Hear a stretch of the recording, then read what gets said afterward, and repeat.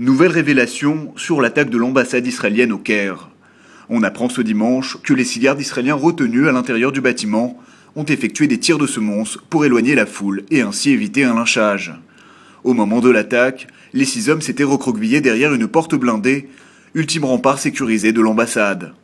Prêts à se battre pour leur vie, alors que des manifestants ne se trouvaient qu'à quelques centimètres d'eux, les Israéliens ont également improvisé une barricade.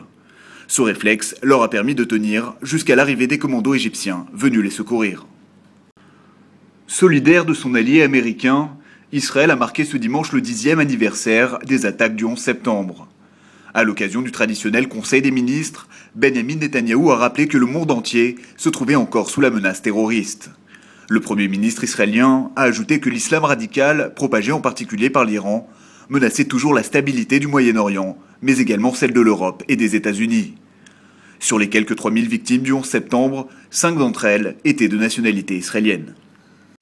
En pleine crise diplomatique avec l'Égypte et la Turquie, Israël s'inquiète de son isolement croissant dans la région. À l'approche du 20 septembre, date du vote pour la reconnaissance d'un État palestinien à l'ONU, Jérusalem reste également perplexe quant aux conséquences du printemps arabe pour sa sécurité. Ce dimanche, le ministre de la Défense Ehud Barak a appelé le cabinet israélien à se réunir d'urgence pour débattre de ces questions. Reste que pour l'heure, une reprise des négociations de paix avec les Palestiniens ne semble pas à l'ordre du jour. Toujours pas de consensus à l'ONU pour condamner la répression en Syrie. Pour Alain Juppé, c'est un scandale. Dimanche, le chef de la diplomatie française s'est élevé contre le refus de la Russie de s'associer à un projet de résolution présenté le mois dernier. Celui-ci vise notamment à imposer des sanctions contre le régime de Bachar el-Assad. De leur côté, les opposants syriens ont demandé la protection de la communauté internationale. Comme en Libye, ils veulent faire cesser les massacres de civils. Selon plusieurs organisations de défense des droits de l'homme, l'armée syrienne aurait fait jusqu'ici plus de 3000 victimes.